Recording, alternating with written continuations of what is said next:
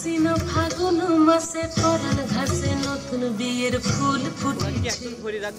উথালি পাথালি মনে আলতা কোণে নতুন বিয়ের ফুল ফুটেছে। আমাদের আয়োজন হচ্ছে পহেলা অগ্রহায়ণের নবান্ন নিয়ে।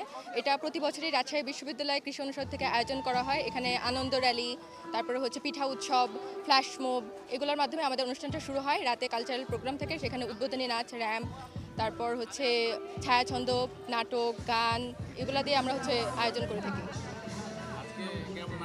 আজকে অনেক ভালো। আমরা 7 দিন ধরে প্রিপারেশন নিতেছি, অনেক কষ্ট করে সকাল থেকে রাত 10টা পর্যন্ত এর পিছনে পরিশ্রম দিয়ে যাচ্ছি। আশা করি অনুষ্ঠানটা অনেক ভালো হবে।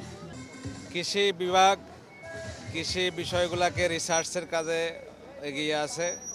এই যে কৃষিভিত্তিক অনুষ্ঠান হচ্ছে, আমরা বুঝতে পারছি যে কৃষির যে শিক্ষা সেটা চালু আছে, কৃষি গবেষণা চালু আছে। এই বিষয়টা কৃষি গবেষণা আরও এগিয়ে যাবে এবং কৃষি খাতে আমাদের যে কন্ট্রিবিউশন, এই সকল বিভাগগুলা রিসার্চের মাধ্যমে এটা করবে। আজকের এই অনুষ্ঠানে এটাই আমাদের আশাবাদ বিশ্ববিদ্যালয় প্রশাসনের পক্ষ থেকে। না, আমি নিঃসন্দেহে এটি গুরুত্বপূর্ণ, কারণ এটি আমাদের একসময় আমাদের রুট আর কি। আমাদের যে আজকে কৃষিভিত্তিক সমাজ তো আমাদের বাংলাদেশে এখন, সেখান থেকে আমরা আস্তে আস্তে আধুনিকতার দিকে যাচ্ছি, কিন্তু স্টিল আমাদের মনে প্রাণে এখনও সেই কৃষি সংস্কৃতি, আজকে সভ্যতার পেছনে কৃষি একটা অনন্য ভূমিকা রেখেছে, এখনও রেখে যাচ্ছে।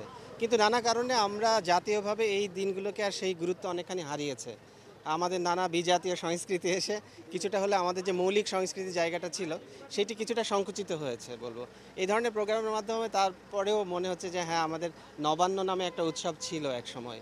আমরা জানি কলকাতায় এখনও তাদের পার্লামেন্ট বিল্ডিংয়ের নাম নবান্ন, কিন্তু আমরা সেই হিসাবে এখনও এই বিষয়টাকে গুরুত্ব দিচ্ছি না। আমরা জাতীয় পর্যায়েও যদি এই বিল্ডিংটার নাম নবান্ন হতো তাহলে আরও চমৎকার হতো আর কি। তো আমি মনে করি এই ধরনের প্রোগ্রাম করা উচিত। আমাদের সংস্কৃতি, বাঙালি সংস্কৃতি, এটা কৃষকের সংস্কৃতি হলো, এটা কিন্তু একদম জাতীয় একটা সংস্কৃতিতে রূপান্তর ঘটে, কারণ আমাদের এই কৃষি ব্যবস্থায় ছিল আমাদের মূল চালিকা শক্তি।